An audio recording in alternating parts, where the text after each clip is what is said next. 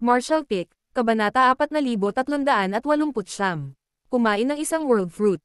Masyado kang nakahanda sa lahat ng ito. Humahangang sabi ni accountant. Nagkibit-balikat siyang kay habang tumutugon. Wala na akong magagawa tungkol dito, kaya sa tingin ko ay dapat akong maging optimistiko. Maya-maya lang ay narinig ang isang kaluskos. Tumayo ang lady boss mula sa upuan at lumapit sa kanilang tatlo, na napalingon sa kanya. Nang marating niya ang mga ito, inilahad niya ang kanyang kamay kay chef, na agad na pinasa sa kanya ang naninigas na paste ng dugo at kumuha ng rock chair mula sa isang kalapit na lugar bago ito inilagay sa likuran niya. Nang makaupo ang lady boss, tinitigan niya si Yang Kai nang may salungat na tingin at sumandok ng ilang naninigas na paste ng dugo bago ilapat ito sa mga pasa sa mukha nito. Bilang tugon, sinaman siya ni Yang Kai. Isang bigong lady boss ang sumigaw. Bakit ka nakangiti na parang tanga? Pagkatapos, mas pinalakas niya ang kanyang kamay, na naging dahilan ng pag-iyak niya sa sakit. Pagkatapos ng isang buntong hininga, ipinahid niya ang paste sa kanyang balat at sinabing, dahil umakyat ka na sa 5th grade heaven opening realm, wala nang babalikan. Nabuo na ang miniature universe sa iyong katawan, kaya wala itong silbi kahit pagsisihan mo ito sa hinaharap. Hindi ako magsisisi, umiling si Yang Kai. Pagdating ko sa outer universe, ikaw ang nag-alaga sa akin na parang nagmamalasakit na senior. Ngayong nagkakaproblema ka, wala na akong paraan para maupo at walang magawa. Handa pa akong sumakay sa 36 na cave heavens at 72 paradises para sa iyo, lalo pa ang isang shadowless cave heaven. Tumigil ka nga sa pagmamayabang. Pinandilatan siya ng lady boss at pinainit ang kanyang mga ngipin. Isang senior, ganun na ba ako katanda sa'yo? Sa isang iglap, si Yang Kai ay nabasa sa malamig na pawis. Ang lady boss ay nasa tagsibol pa ng kanyang kabataan, ang salitang luma, ay hindi maaaring maiugnay sa iyo sa anumang paraan. Ako ay nagkamali. Pagkatapos ng isang buntong hininga, malumanay na nagpatuloy ang lady boss. Dahil umakyat ka sa 5th grade heaven opening realm, ang limitasyon mo ay ang 7th grade heaven opening realm. Dahil sa iyong pamana at pundasyon, hindi magiging mahirap para sa iyo na makapasok sa 7th grade hanggat mayroon kang sapat na mapagkukunan. Kung gusto mong higit pa riyan, ito ay depende sa kung makakatagpo ka ng mga tamang pagkakataon, kaya mas mabuting ihanda mo ang iyong sarili para dito. Naiintindihan ko. Tumanggo si Yang Kai. Sa pamamagitan ng pagpino sa heaven opening pills at mga mapagkukunan ng iba't ibang elemento, ang isang cultivator ay maaari lamang tumaas ng 2 grado mula sa isa na una nilang sinira. Ito ay isang universal na katotohanan na napatunayan ng hindi mabilang na mga cultivator mula pa noong unang panahon. Walang sino man ang nakayanan na madaig ang batas na ito. Iyon ay dahil may limitasyon para sa paglago, hindi alintana kung ang isa ay pinino ang heaven opening pills o iba pang mapagkukunan. Gayunpaman, kung mahahanap ng isang tao ang innate heaven opening pills na nabuo sa universe furnace, maaari nilang malagpasan ang limitasyong ito. Sa kasamaang palad, ang mga naturang table task ay hindi kapani-paniwalang bihira. Sa tuwing lumitaw ang universe furnace, magdudulot ito ng kaguluhan sa 3,000 mundo at haantong sa paghahari ng takot at pagdanak ng dugo. Maging ang 8th grade heaven opening realm masters, na bihirang lumabas sa cave heavens and paradises, ay gagawa ng hakbang kapag napapansin ang hitsura nito. Sa ganoong uri ng sitwasyon, kahit na ang 7th grade heaven opening realm masters ay hindi nakialam dahil madali silang mapapatay kung sila ay kaunting pabaya. Sa tuwing lumitaw ang universe furnace, normal para sa daan-daan, kung hindi libo-libong heaven opening realm masters ang mawalan ng buhay, lahat sila ay nasa mid-grade sa pinakamababa. Kahit na maraming 7th grade at 8th grade heaven opening realm masters ang mamamatay sa pakikibaka na ito. Walang nagmamadaling magtanim dahil kailangan mo munang patatagin ang iyong pundasyon. Kapag naabot ng isang tao ang heaven opening realm, ang kailangan lang nilang gawin ay mag-ipon ng higit na kapangyarihan para umasenso. Habang binibigyan ng lady boss si Yang Kai ng mahalagang aral, bigla niyang sinulyapan ang leeg nito at kinurot ang baba nito bago bahagyang ibinaling ang ulo nito. Sa singkit na mga mata, tinanong niya, paano mo nakuha ang sugat na ito? Bagamat ang sugat sa kanyang leeg na dulot ni Yon Fei Bai ay halos gumaling na, may natitirang marka pa rin.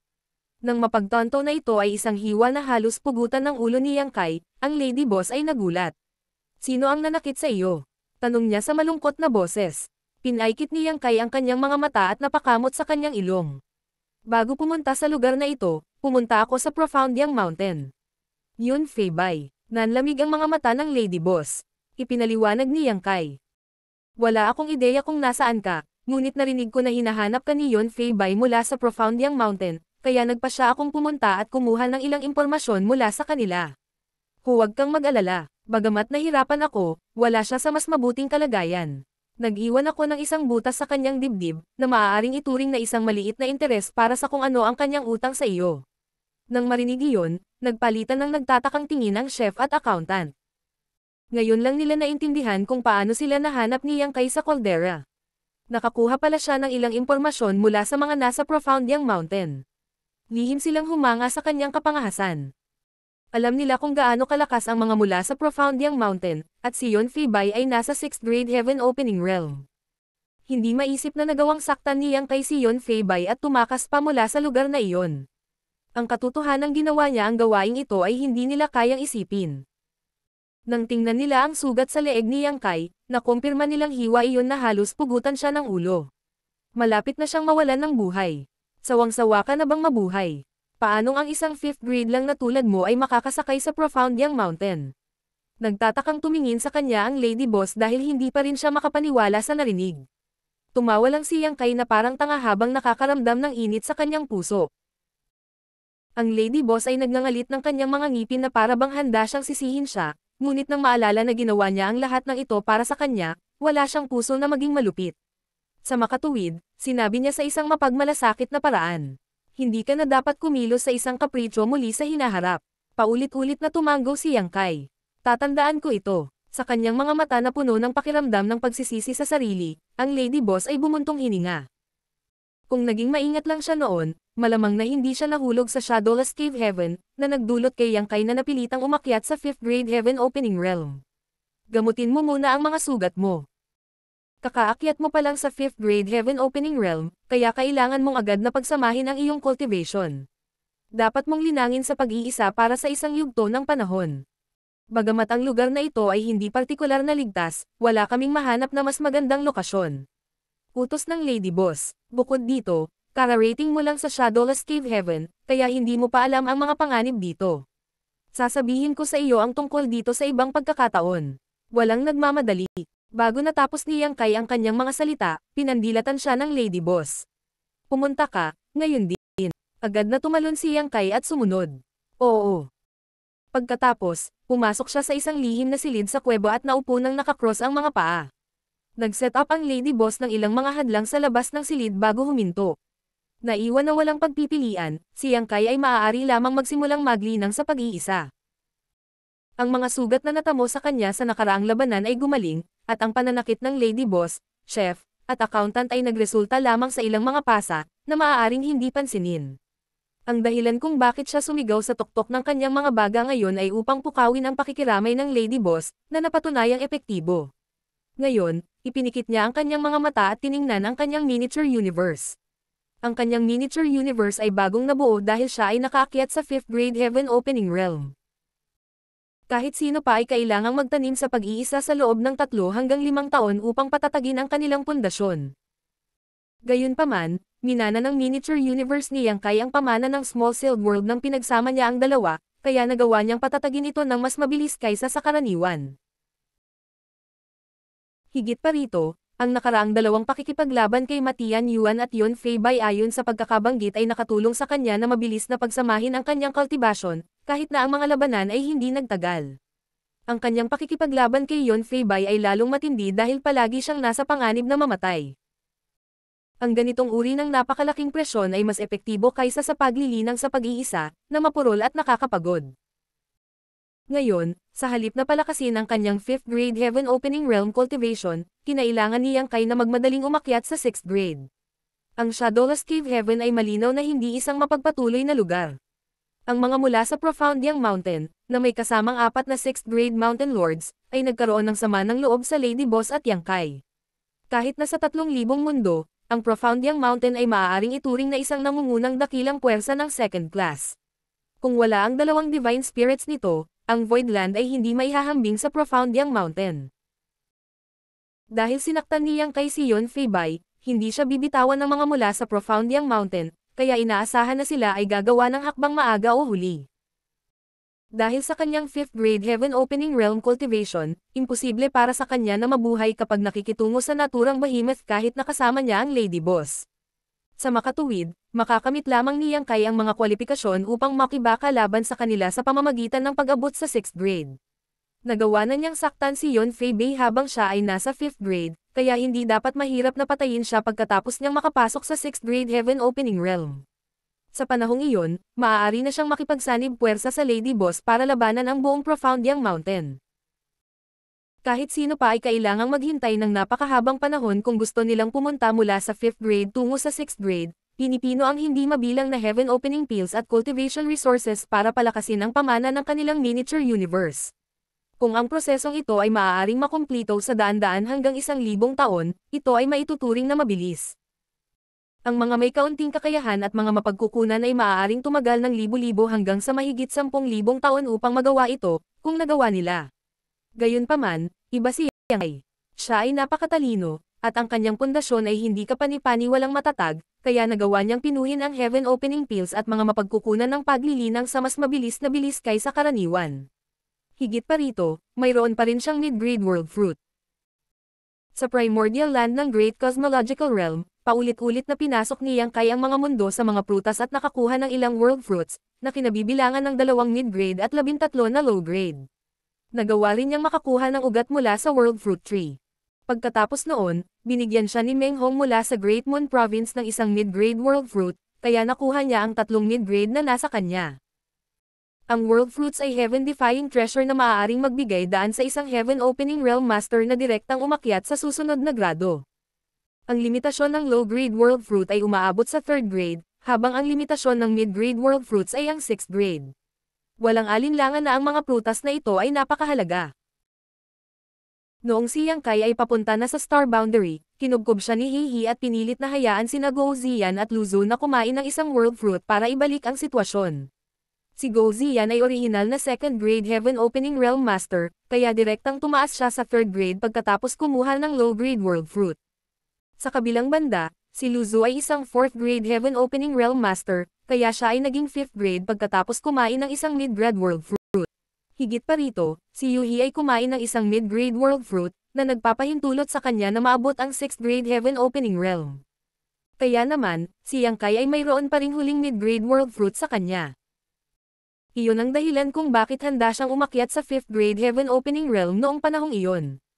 Sa gayong prutas na lumalaban sa langit, masasabing walang pinagkaiba kung umakyat siya sa 5th grade o sa 6th grade. Ang tanging isyo ay kailangan niyang ubusin ang huling prutas. Gayunpaman, medyo nabawi niya ang pagkatalo na ito sa pamamagitan ng pagkuha sa space rings ng 4 na high-grade Heaven Opening Realm Masters na tumambangan sa kanya. Ang pinakamahalagang aspeto ng isang world fruit ay hindi ang kakayahang gumawa ng isang cultivator na direktang maabot ang susunod na grado, ngunit sa halip ang kakayahan nitong dagdagan ang limitasyon ng martial daw ng isang cultivator. Ang ganitong pagkakataon ay hindi kailanman mabibili ng pera. Si Yang Kai ay umakyat sa 5th grade Heaven Opening Realm, kaya ayon sa teorya, ang pinakamahusay na magagawa niya sa hinaharap ay ang 7th grade. Gayunpaman, pagkatapos kumuha ng isang world fruit, maaabot niya ang 6th grade ng direkta, at ang kanyang limitasyon ay tataas sa 8th grade. Noong napilitan si Yang Kai na umakyat sa Heaven Opening Realm sa labas ng Shadowless Cave Heaven, isinaalang-alang na niya iyon. Inakala ni Tizing at ng iba pa na nasira ang kanyang kinabukasan, ngunit hindi nila alam ang kanyang intensyon. Ang dahilan kung bakit pumayag pa si Yang Kai na pumasok ay dahil may dala siyang mid-grade world fruit. Martial Pick, Kabanata 4390. Muling umihip ang Astral Wind. Sa loob ng sikretong silid, naglabas si Yang Kai ng isang kahon mula sa kanyang space ring at maingat na binuksan ito, kung saan isang naaninag na espiritong prutas na kasing laki ng kamao ang bumungad sa kanyang paningin. Ito ang huling mid-grade world fruit na mayroon siya. May nakitang mga ilaw na umiikot sa ibabaw ng prutas, na nagbibigay dito ng medyo nakakaakit na hitsura. Pagkatapos kunin ang spirit fruit, kumagat si Yang Kai ng walang pag-aalinlangan. Habang naghiwa-hiwalay ang balat ng prutas, umagos sa kanyang bibig ang mabangong katas. Napakunot ang noo niya dahil hindi niya inaasahan ang lasa nito. Pagkatapos, nilobo niya ang world fruit, kasama ang fruit pit, at dinilaan ang kanyang mga labi na may masayang ekspresyon. Sa sumunod na sandali, naging solemn na ang mukha ni Yang Kai habang mabilis siyang nakatuon sa kanyang miniature universe. Natunaw sa kanyang tiyan ang mga epektong panggamot ng World Fruit at naging purest World Force na may isip na dumadaloy sa lahat ng kanyang mga organo. Ang puwersa ay hindi matindi, kaya ito ay natitiis pa rin para kay Yang Kai. Ang espesyal ay tila walang katapusan ang daloy ng World Force na ito. Ang miniature universe ni Yang Kai ay bumukas ng husto at tinanggap ang World Force na ito.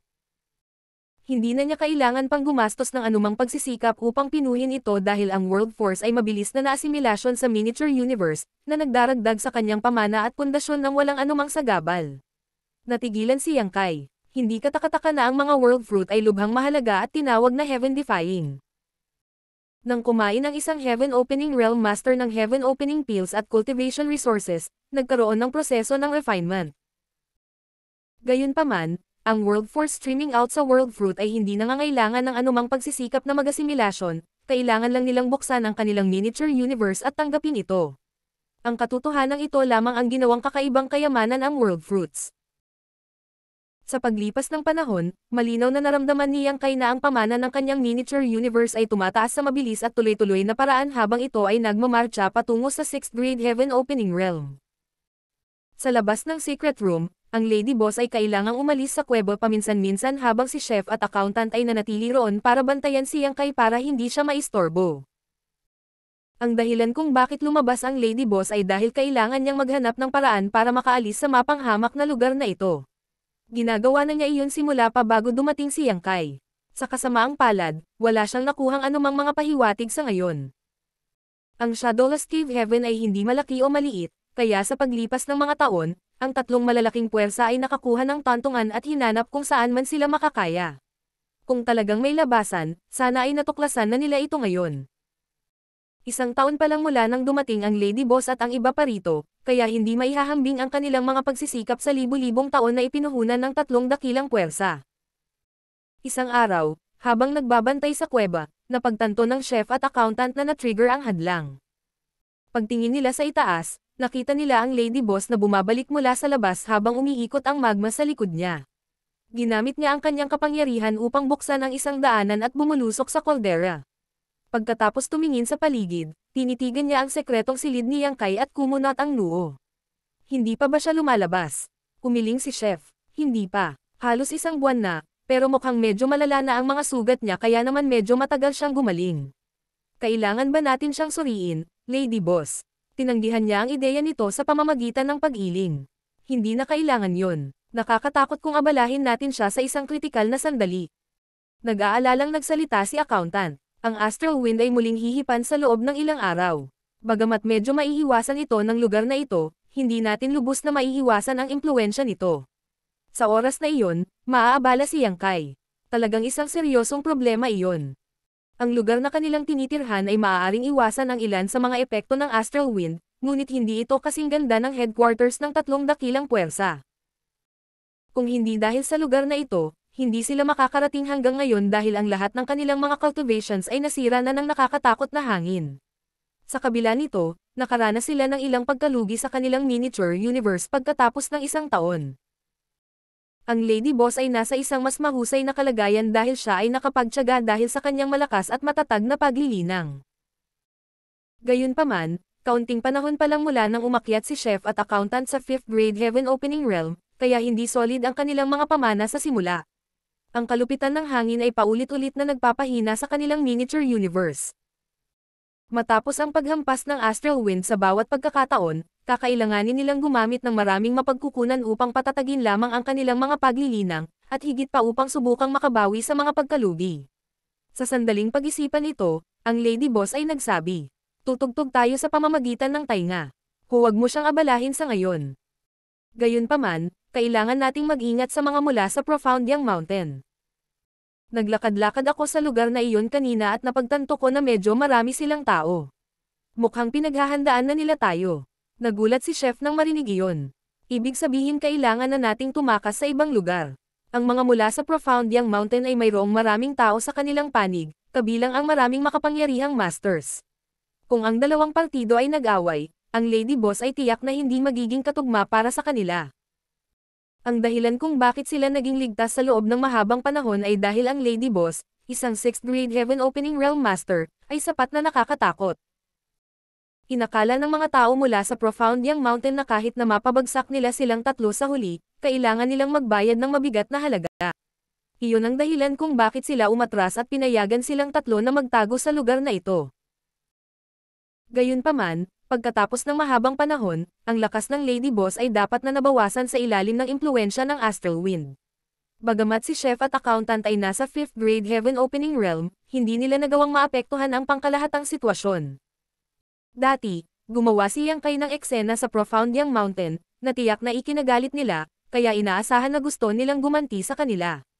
Umiling ang Lady Boss, saan pa tayo pupunta? Napakalaki lang ng Shadowless Cave Heaven. Ang tanging natitira sa amin ay ang Unrivaled Guild at Twin Spirit Island. Huminto siya saglit. Alin sa tingin mo ang dapat nating samahan? Noong nakaraan, hindi niya naisip na sumali sa isa sa tatlong dakilang puwersa. Iyon ay dahil ang lahat ng mga dakilang puwersang ito ay itinayo ang kanilang mga sarili sa Shadowless Cave Heaven, kaya sila ay paghihigpitan sa maraming paraan kung sila ay sasali sa isa sa kanila, hindi pa banggitin na kailangan nilang ibigay ang malaking bahagi ng kanilang mga mapagkukunan. Gayunpaman, iba ang mga bagay ngayon at oras na upang pumili sila. Kung mananatili silang matigas ang ulo, hindi sila makakaligtas sa Shadowless Cave Heaven. Pagkatapos magpalitan ng tingin, sabay na sinabi ng Chef at Accountant. Twin Spirit Island. Tumango ang Lady Boss bilang pagsang-ayon. Nagbahagi kami ng parehong damdamin. Sa tatlong dakilang puwersa sa Shadowless Cave Heaven, ang Twin Spirit Island ang pinakamahina dahil mayroon lamang silang dalawang 6th grade Heaven Opening Realm Masters. Ang Unrivaled Guild ay may 3 habang ang Profound Yang Mountain ay may 4. Higit pa rito, isang hakbang lang ang layo ng Head Mountain Lord mula sa 7th grade. Bilang 6th grade Heaven Opening Realm Master, kung ang Lady Boss ay sumali sa Twin Spirit Island, ito ay magbibigay daan sa kanila na maging pare-pareho sa Unrivaled Guild, na isang pagkakataon para sa Twin Spirit Island na palakasin ang posisyon nito. Higit pa rito, ang Lady Boss ay nagtungo sa Twin Spirit Island dati at malugod na binati ng dalawang Island Masters. Nagkaroon sila ng masayang kwentuhan sa engkwentro, at halatang sinusubukan siyang hikayatin ng Island Masters na sumali sa kanila.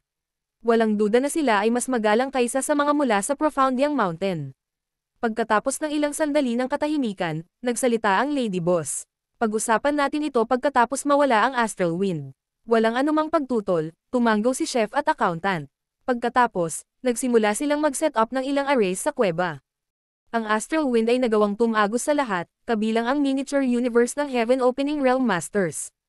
Bagamat hindi gaanong epektibo ang kanilang mga arrays, ito ay mas mahusay kaysa sa wala. Ang Lady Boss ay hindi na umalis muli, at pagkaraan ng 3 araw, ang Astral Wind ay tumama tulad ng inaasahan. Noong una, mahina lang ang simoy ng hangin, ngunit hindi nagtagal ay naging unos at nagdulot ng sandstorm sa labas ng kuweba, sa kabila ng katotohanan na sila ay nagtatago sa loob ng lava cave sa ibaba ng bulkan, nagawa pa rin ng Astral Wind na pumuslit sa lugar at gilingin ang World Force sa kanilang miniature universe. Malinaw, hindi ito ang unang pagkakataon na ang Lady Boss at ang iba pa ay nahaharap sa ganoong suliranin, at pagkatapos ng napakaraming karanasan, nakabuo sila ng ilang paraan upang labanan.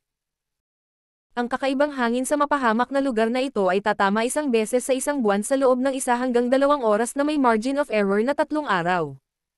Sa buong Shadowless Cave Heaven, bukod sa mga ligtas na lugar tulad ng headquarters ng 3 dakilang puwersa, ilang lugar lang tulad ng paligid ng caldera na ito ang nakapagpahina sa kakaibang hangin. Kanina pa nila hinahanap ang dahilan sa likod nito ngunit walang resulta.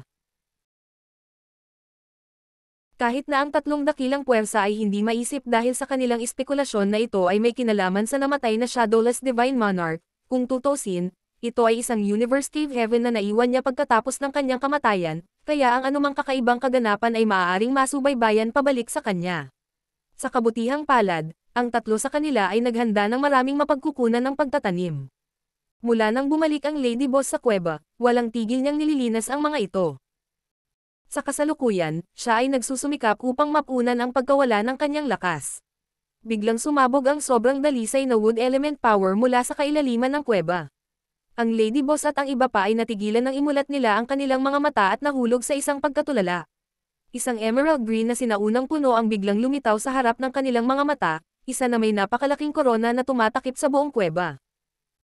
Isang malambot na berdeng ilaw ang bumaba mula sa puno, na naglalaman ng isang kahangahangang sigla na nagbigay ng berdeng glow sa kanilang mga figure at nagpaginhawa sa kanila. Ano ito? Nagulat si Chef. Ito ba ay isang divine manifestation? Bulalas ng accountant. Tumango ang lady boss ng kanyang ulo. Dapat nga, siya ay may matalas na paningin at malawak na karanasan, kaya't masasabi niya na ito ay isang divine manifestation sa sandaling nakita niya ito. Kasunod nito, lumingon siya upang tingnan ang sikretong silid ni Yang Kai at napagtanto na doon matatagpuan ang mga ugat ng puno. Tila, ang wood element divine manifestation ay gawa ni Yang Kai. Ang lady boss ay hindi maiwasang magtaka tungkol sa grado ng wood element power ni Yang Kai ay nagkaroon ng condense, na nagbigay daan sa kanya na gumamit ng napakagandang divine manifestation. Sa sandaling nalaman niyang pinalamutian ni Yang Kai ang Golden Crow True Fire, alam niya na tiyak na na-condense din ito ang isang high-grade wood element power. Kung hindi niya mapipigilan ang nagniningas na kapangyarihan ng Golden Crow True Fire. Gayunpaman, ang mga kayamanan ng high-grade wood element ay maaari pa ring maiuri sa iba't ibang grado.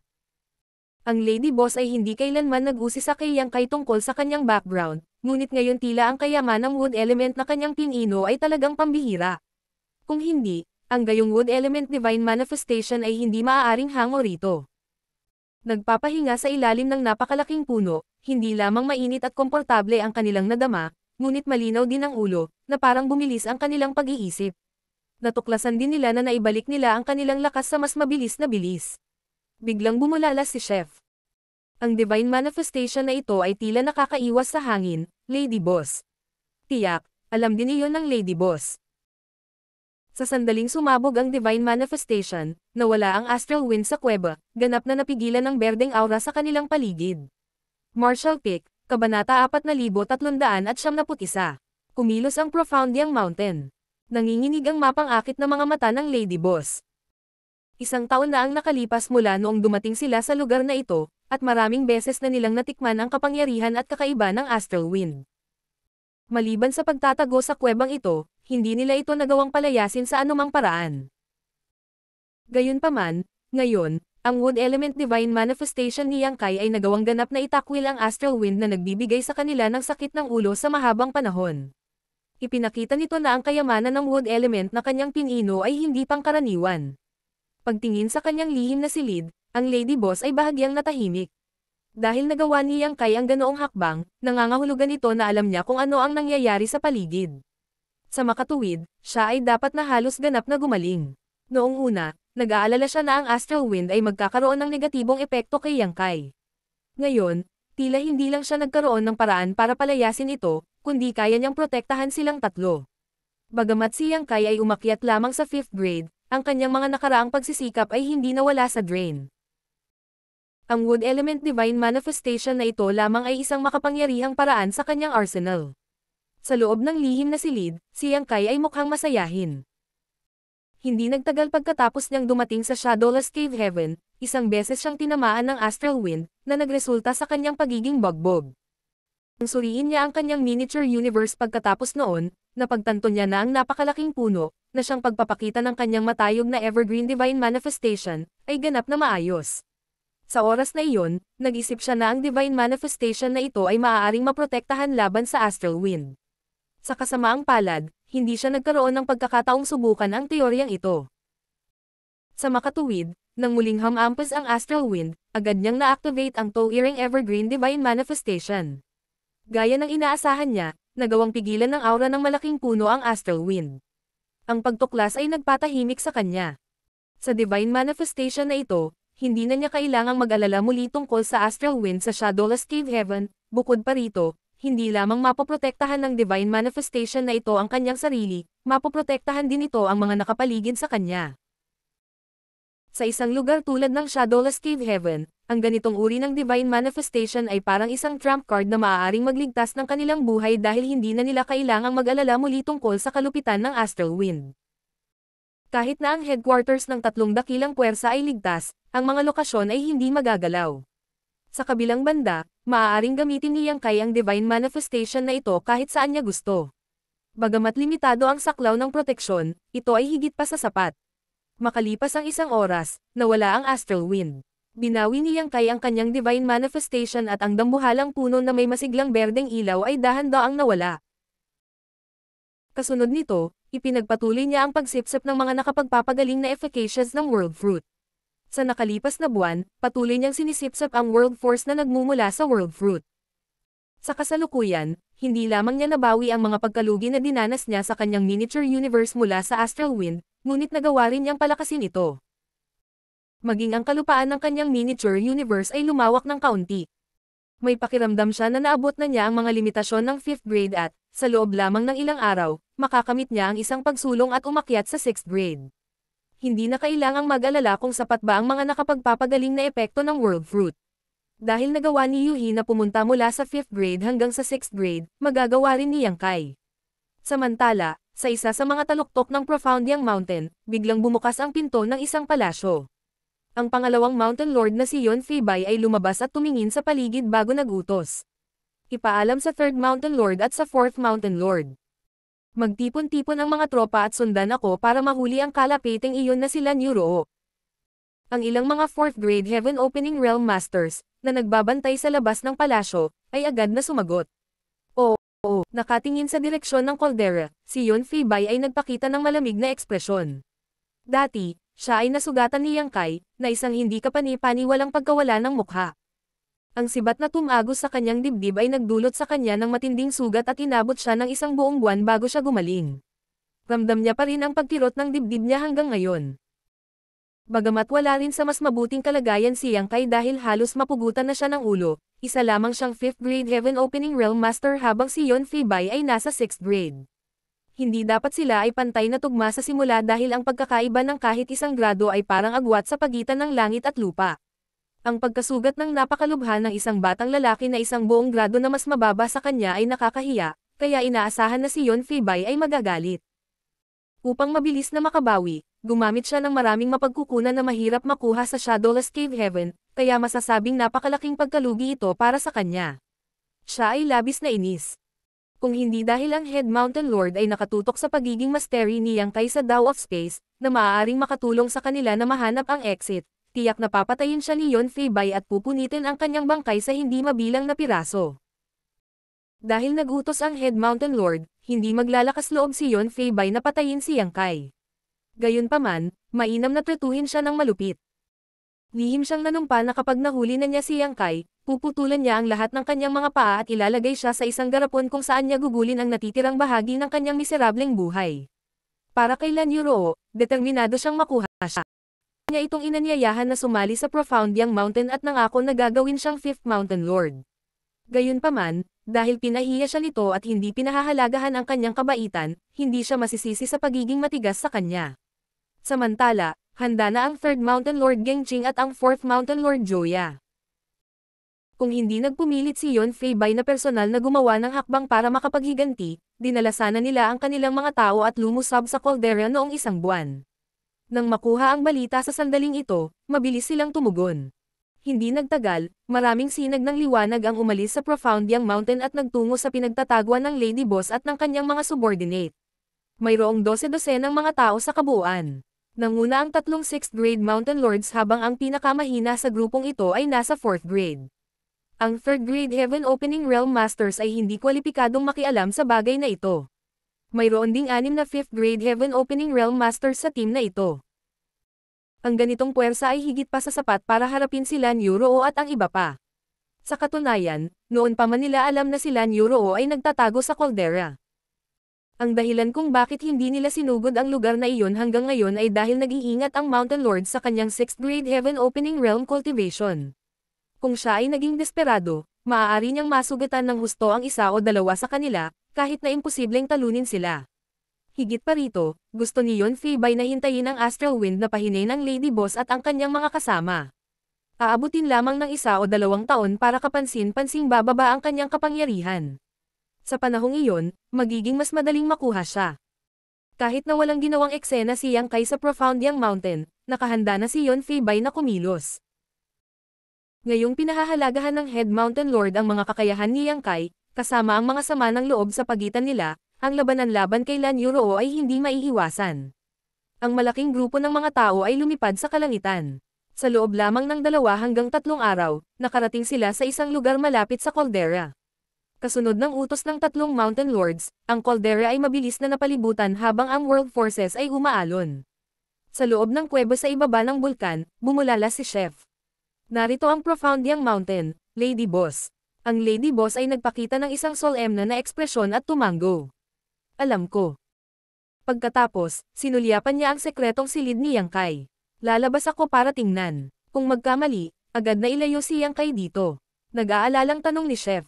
Ano naman sayo? Sumagot ang Lady Boss. Hindi mo kailangang mag-alala tungkol sa akin. May paraan ako para tumakas. Isang hakbang pasulong ang accountant. Mananatili ako sa iyo para tulungan ka, Lady Boss. Maraming tao mula sa Profound Yang Mountain ang naririto. Kahit tatlong Mountain Lord ang dumating, pero nakakatakas pa rin ako kung mag-isa lang ako, kaya hindi mo na kailangang sumama sa akin. Nang matapos siyang magsalita, tumalon siya sa hangin at tumakbo palabas ng kuweba. Habang pinaghihiwalay niya ang kanyang mga palad, lumitaw ang isang daanan sa magma. Pinanood siya ni Chef at accountant na umalis habang puno ng pag-aalala ang kanilang mga mata. Noong una, naisip nila na pagkatapos umakyat sa 5th grade Heaven Opening Realm, magagawa nilang ibahagi ang ilan sa mga pasanin ng Lady Boss. Gayunpaman, sa ganitong uri ng sitwasyon, ang 5th grade Heaven Opening Realm Masters na tulad nila ay walang silbi. Kung sila ay sumama, maaari silang mahuli ng kaaway at ginagamit upang takutin ang Lady Boss. Hindi nila maiwasang sisihin ang kanilang mga sarili sa pagiging inutil dahil hindi nila magawang magbigay ng tulong sa kanya sa pinakakritikal na sandali. Ang mga talukap ng mata ni Chef ay kumaibot habang nakatingin sa sekretong silid. Ano ang problema ni Yang Kai? Bakit hindi pa siya lumalabas pagkatapos ng isang buwan ng pagpapagaling? Kung siya ay lumabas sa sekretong silid, maaari nilang gamitin ang kanyang space secret technique para tumakas kahit na hindi nila nagawang talunin ang kanilang mga kaaway.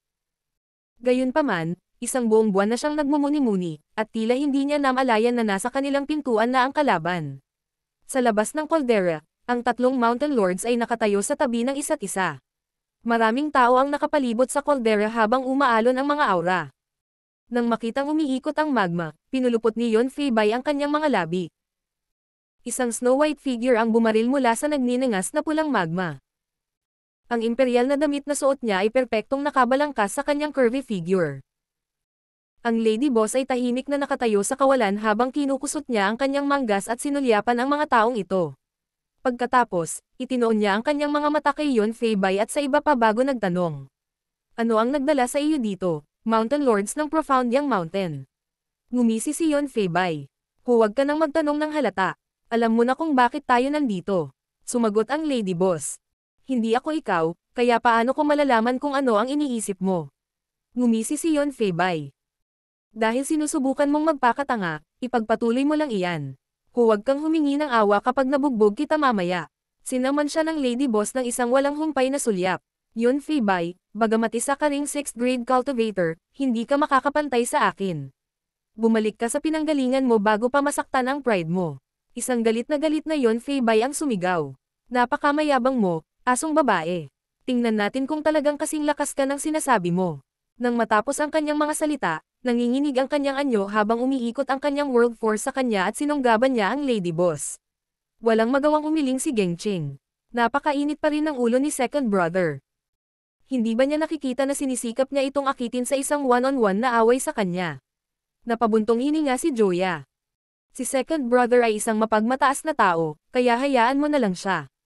Ang Lanyuro na iyon ay gumugol ng isang taon sa pagkalantad sa Astral Wind, kaya hindi na siya kasing lakas ng dati. Humanda ka lang sa ngayon. Kapag nasaktan siya ng Second Brother, maaari tayong magsanib puwersa at sama-sama siyang patayin. Bahagyang tumango si Gengching bago humakbang pasulong at agad na lumitaw sa kabilang panig upang bumuo ng isang pagkubkob kay Joya. Pagtingin nila, nakita nila na sina Yon Fei-bai at Lan Yuroo ay nagsimula na ng kanilang sagupaan. Pareho silang nasa 6th grade Heaven Opening Realm, kaya bawat galaw nila ay nakakapang-inig sa mundo. Habang ang kanilang world forces ay tumagos sa hangin, ang mga pagsabog ng liwanag mula sa kanilang secret techniques ay sumabog sa lahat ng dako. Walang duda na ito ay isang matinding labanan. Pagkatapos ng ilang sandali na pagmasdan ang labanan, itinaas ni Gengching ang kanyang noo nang mapagtanto niya na si Lan Yuroo ay tunay na makapangyarihan. Bagamat tila hamina ang kanyang lakas, nagawa pa rin niyang pantayan si Yon Fei-bai. Lihim siyang nakaramdam ng pagtataka. Kung si Lan Yuroo ang nasa taas niya, talagang nakakatakot siya. Bagamat maaaring hindi niya matalo ang Head Mountain Lord, hindi magkakaroon ng malaking agwat sa pagitan ng kanilang mga kapangyarihan.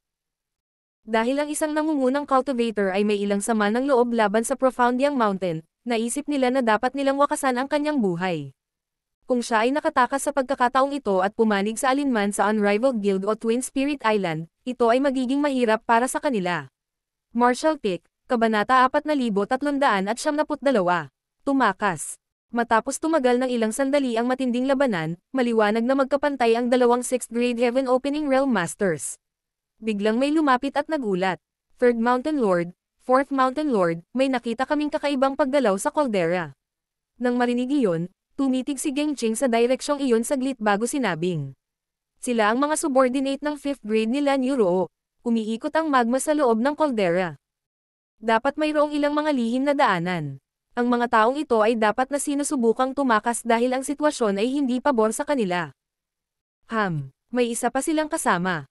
Sino yan? Tumingin si Joya sa parehong direksyon at nag-isip bago sinabing. Siguro siya yung brat na nanakit sa second brother. Mukhang medyo malala na ang mga sugat niya. Isang buwan na ang lumipas, ngunit wala pa rin siyang malay. Kailangang may magbuhat sa kanyang likod at tumakas. Tumanggo si Gengching. Tama ka. Ipauubaya ko na sa iyo ang tatlo, 4th sitter. Kung mahuli natin sila, makakaabala ito kay Lan Yuro. Sa panahong iyon, magiging mas madali ang pakikitungo sa kanya ni second brother. Isang nag-aalangan na si Joya ang nagtanong. Paano ang second brother? Nakangiting sumagot si Gengching. Huwag kang mag-alala, 4th sitter. Sisiguraduhin kong hindi siya masasaktan. Kapag tama na ang panahon, makikipagsanib puwersa ako sa kanya. Noon ay tumanggo si Joya. Pupunta ako kung gayon. Kasunod nito, sinulyapan niya ang mga taong nakapaligid sa kanya, kung saan mahigit 10 tao ang umalis kasama niya upang makipagkarera kay Chef at sa iba pa. 100 kilometro sa harap nila, binuhat ni Chef si Yang Kai sa kanyang likuran habang tumatakbo palayo sa bilis ng hangin. Sa kabilang banda, sinundan sila ni accountant na may hawak na gintong abacus. Nang lumingon siya at nakita ang maraming sinag ng liwanag na humahabol sa kanila, napabulalas siya. Takbo, Chef, papalapit na sila sa atin. Katulad ng sinabi ni Gengching, may ilang lihim na daanan sa ilalim ng caldera. 1 taon na ang nakalipas mula nang dumating ang Lady Boss at ang iba pa sa lugar na ito, kaya pamilyar sila sa lupain. Kahit na ang pasukan ng kuweba ay harangan ng kanilang mga kaaway balang araw, makakatakas pa rin sila. Hindi nagtagal pagkatapos tumakas ang Lady Boss palabas ng caldera, nakipagdigma siya sa kaaway. Nang makitang lumalala ang mga bagay, agad na dinala ni Chef at accountant si Yang Kai at tumakas sa isa pang labasan. Bagamat maingat silang kumilos, nakita pa rin sila ng kanilang mga kaaway. Ngayong hinahabol sila ng kanilang mga kalaban, wala silang ibang pagpipilian kundi ang tumakas sa kanilang pinakamataas na bilis. Pareho silang nasa 5th grade Heaven Opening Realm, at may pasanin sila sa kanila na si Yang Kai. Sa kabilang banda, si Joya ay isang 6th grade Heaven Opening Realm Master na may higit sa 10 taon na kasama niya. Ang parehong partido ay hindi pantay na tugma sa simula, kaya walang paraan na matatalo nila ang kanilang mga kaaway kung sila ay nakipag-away. Sa makatuwid, magkakaroon lamang sila ng pagkakataon na mabuhay sa pamamagitan ng pagtakas. Kasabay nito, nanalangin sila na maging maayos ang Lady Boss. Pagkaraan ng ilang sandali ay tumakas, isang maputlang accountant ang nagmura. Hindi yata tayo makakatakas, Chef. Napakabilis ng babaeng iyon. Bagamat may pagkakaiba lamang ng 1 grado sa pagitan ng 6th grade at 5th grade, malaki ang agwat sa kapangyarihan. Kadalasan, ang 6th grade Heaven Opening Realm Master ay madaling makitungo sa 5th grade Heaven Opening Realm Master ng madali. Sa makatuwid, inaasahan na ang 6th grade Heaven Opening Realm Master ay nakakalipad din ng mas mabilis. Dahil determinado si Joya na tugisin sila, hindi siya nagawang alisin ni Chef at accountant kahit gaano pa sila kahirap. Nakitang lumiit na ang distansya sa pagitan nila, hinagis ni Chef si Yang Kai kay accountant at sinabing, "Umalis ka na sa kanya." Ay dili ko siya sandali. Matapos kunin si Yang Kai, nagngangalit ang accountant at inilagay siya sa kanyang balikat ng walang pag-aalinlangan. Pagkatapos, nag-charge siya pasulong ng buong bilis. Hindi ito ang tamang oras para makipagtalo. Kung hindi sila makakagawa ng desisyon ng mabilis, mahuhulog sila sa isang kakilakilabot na estado. Huminga ng malalim si Chef nang lumaki ang kanyang figure at naging isang higanteng may taas na ilang dosenang metro. Ang tapis sa kanyang baywang ay umindayog sa hangin. May kutsilyo sa kanyang kaliwang kamay at chopping board sa kanyang kanan, si Chef ay nagpakita ng solemna at nagbabakasakali. Pagkatapos, inihagis niya ang chopping board sa likod niya habang lumalawak ito kasabay ng hangin. Para bang ang chopping board ay malapit ng takpan ang buong mundo. Ang walang pag-aalinlangan na si Joya at ang iba pa ay nakipag-ugnayan sa chopping board at natali ng isang misteryosong puwersa. Itinaas ng chef ang kanyang kutsilyo at sumigaw. Ako ang kutsilyo at chopping board, at ikaw ang isda. Pagkatapos, ibinaba niya ang kutsilyo habang ang talam ay kumikinang ng masama. Ang mundo sa paligid niya ay tila naging kusina niya kasama siya bilang chef na nangunguna sa lahat. Nagulat si Joya dahil hindi niya inaasahan na ang 5th grade Heaven Opening Realm Master ay magkakaroon ng ganoong nakakatakot na divine ability. Siya ay tila mas malakas kaysa sa karaniwang 5th grade Heaven Opening Realm Master. Bagamat isa siyang 6th grade master, hindi pa rin niya maiwasang makaramdam ng takot habang nakatali siya sa chopping board. Para siyang hihiwain sa hindi mabilang na piraso. Walang lakas ng loob na maging pabaya, sumigaw siya at pinalakas ang kanyang world force nang kumawala siya sa pagpigil at binaril patungo sa chef. Ang mahigit 10 mid-grade Heaven Opening Realm Masters ay hindi rin nakatayong walang ginagawa. Habang ginagamit nila ang kanilang mga secret technique at artifact, ang kanilang world forces ay naging isang magulong torrent. Sa loob lamang ng 3 paghinga, lumipad pa atras ang napakalaking figure ni Chef habang nag-spray siya ng isang subo ng dugo. Tulad ng isang lobo na nagpapapalo, mabilis siyang lumiit. Ang napakalaking chopping board ay bumalik sa orihinal nitong anyo at inimbak ng Chef. Ang liwanag ng talam ay nawala at ang kanyang world force ay hamupa. Tumangala si Joya at nakita si Chef na dumura ng dugo habang tumatakas sa malayo. Sa kabila ng kanyang matipunong figure, siya ay lubhang maliksi. Habang ang kanyang mukha ay nagiging pulang-pula, siya ay umungal. Sundan mo siya. Huwag mong hayaang tumakas siya. Siya ay isang 6th grade master at personal na pinamunuan ang isang team ng makapangyarihang mga subordinate, ngunit siya ay hinarang ng isang 5th grade Heaven Opening Realm Cultivator. Bagaman ito ay tumagal lamang ng ilang paghinga ng oras, ito ay sapat na nakakahiya. Samantala, ang Lady Boss ay nahulog sa isang mapanganib na kalagayan. Napahiya si Yon Fei Bai dahil hindi man lang niya nagawang saktan ang kanyang kalaban, at nang makitang hindi umuunlad ang mga bagay, agad na nakipagsanib puwersa si Geng Qing sa kanya. Habang nagtutulungan ang dalawang Mountain Lords ng Profound Yang Mountain, nakuha nila kaagad ang bentahe. Gayunpaman, sa kanilang takot, napagtanto nila na kaya pa rin nila Nuro. Hindi mapigilan ni Geng Qing na makaramdam ng takot. Kanina lang, naniwala siya na kahit na sila Nuro ay hindi katugma ng Head Mountain Lord noong siya ay nasa tuktok niya, magkakaroon lamang ng maliit na agwat sa pagitan ng kanilang mga kapangyarihan. Gayunpaman, ito ngayon ay tila na siya at ang Head Mountain Lord ay magkatugma kapag siya ay nasa kanyang tuktok.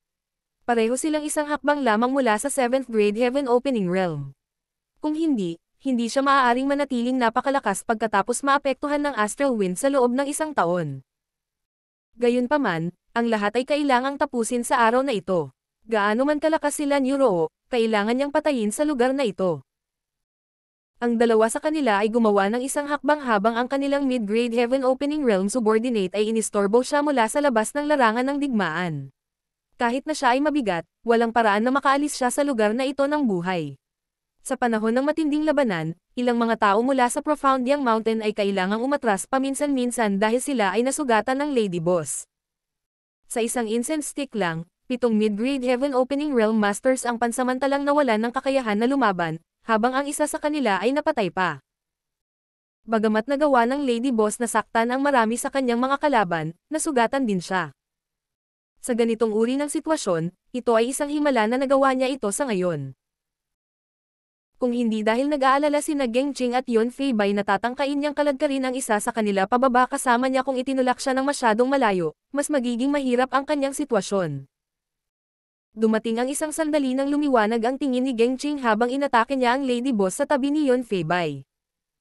Sa una ay sinadya niyang umatras, ngunit sa halip ay sumugod siya, gamit ang isang divine ability na bumaril patungo sa Lady Boss nang magkamali ito at tumambad sa kanyang bantay. Sa panahon ng isang buhay at kamatayang labanan sa pagitan ng makapangyarihang mga cultivator, ang isang pagbubukas ay maaaring matukoy ang kahihinatnan. Habang umaalon ang kanyang world force, ang kanyang divine ability ay dumapo sa maselang figure ng Lady Boss at sumabog, kung saan siya ay pumutok at naging alikabok. Nagugat si Yon Fei Bai sa lugar habang hindi makapaniwalang nagtanong. Namatay siya. Natigilan din si Gengching at nakakunot ang noo, naramdaman niyang may mali. Bagamat makapangyarihan ang kanyang divine ability, hindi mahina si Lan Yuruo. Paano naging posible na siya ay pinatay ng ganoon lang? Pagkatapos, tumingin siya sa ibaba at nakita ang isang figure na sumusugod sa magma. Ilusyon lang iyon. Tumakas siya. Sigaw ni Gengching. Saan sa tingin niya pupunta siya? Sumigaw si Yon Feibai at bumusok sa kaldera. Teka, second brother, baka may bitag. Sigaw ni Gengching, ngunit huli na ang lahat. Ang mapusok na Yon Feibai ay nawala na sa magma. Umalis na walang pagpipilian, si Gengching ay nagpanganga ng ngipin at sumunod. Gayunpaman, bago pa man siya bumagsak sa magma, nagkaroon ng pagsabog ng world force sa ilalim niya, na parang isang divine ability ang lumalawak sa kanyang paningin. Kasunod nito, humagulgol si Yon Feibai habang nag-spray ng isang subo ng dugo habang siya ay pinalipad pabalik. May dent sa dibdib niya at hindi stable ang aura niya. Ito ay maliwanag na siya ay nagdusa ng isang malubhang pag-urong. Pagkatapos, dumura siyang muli ng dugo at umungal na may nakakatakot na ekspresyon. Maglakas loob ba na ay set up ako ng murang babae na iyon? Ang isang walang imik na si Gengching ay nag-isip na ang kakilakilabot na ugali ni Yon Feibai ay magpakailanman sa kanya sa problema. Habang hamupa ang magma, tumingin sila dito at nag-alinlangan. Pagkatapos ng nangyari kay Yon Feibai, hindi na maglalakas loob si Gengching na sumubsob dito dahil nag-aalala siyang nagtatago si Lan Yuruo sa ilalim ng magma. Dahil dito, lumingon siya para tingnan ang isa sa kanyang mga subordinate sa 5th grade at nag-utos sa malungkot na boses. Bumaba ka at tingnan mo. Ang 5th grade Heaven Opening Realm Master ay lumitaw na takot, ngunit hindi siya maglalakas loob na suwayan ang utos, kaya siya ay nagdikit ang kanyang mga ngipin at lumubog sa magma. Ilang sandali pa, tumakbo siya palabas at umiling. Walang makikita ang babaeng iyon. Tiyak na nakatakas siya. Saan pa siya maaaring pumunta? Namumula ang mga mata ni Yon Feibai dahil naiinis siya sa Lady Boss. Kayong lahat, bumaba at hanapin siya. Kailangan ko siyang makuha kahit anong mangyari.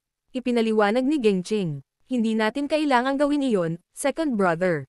Naniniwala akong hahanapin ni Lan Yuruo ang kanyang mga nasasakupan. Tinutugi sila ng fourth sister, kaya kailangan lang nating makipagkita sa kanya at sigurado akong makikita natin si Lan Yuruo doon. Lumingon si Yon Feibai sa kanya. Talaga, paano kung hindi niya hanapin ang mga subordinate niya? Sinabi ni Gengching. Pakitiwalaan mo ako, second brother. Si Lan Yuruo ay tila isang taong lubos na nagpapahalaga sa mga taong nakapaligid sa kanya, kaya naniniwala ako na hindi niya hahayaang mapahamak ang kanyang mga nasasakupan ng mag-isa. Matapos itong pag-isipan, tumanggo si Yon Feibai. Mabuti, hahanapin natin ang fourth sister. Pagkatapos, iniluwa niya ang isang bibig ng dugo at huminga ng malalim. Sobrang sakit ng sugat sa dibdib niya. Sa kabilang banda, namumutla si chef at accountant habang tumatakbo, umaagos ang dugo sa kanilang mga bibig. Bagamat pinatigil ni chef si Joya at ang iba pa sa ilang paghinga gamit ang kanyang secret technique, ang kanilang mga kalaban ay nagpatuloy sa paghabol sa kanila kaagad pagkatapos. Naiwan na walang pagpipilian, ang accountant ay kailangang gumawa din ng hakbang. Sa huli, pareho silang nasugatan habang palapit ng palapit ang kanilang mga kalaban. Habang karga-karga si Yang Kai sa kanyang likuran, nagmura si chef. Brat, gigising ka ba o hindi? Malapit na tayong mamatay. Sa oras na iyon, ihahagis kita sa babaeng iyon at hahayaan siyang punatin ka sa hindi mabilang na mga piraso.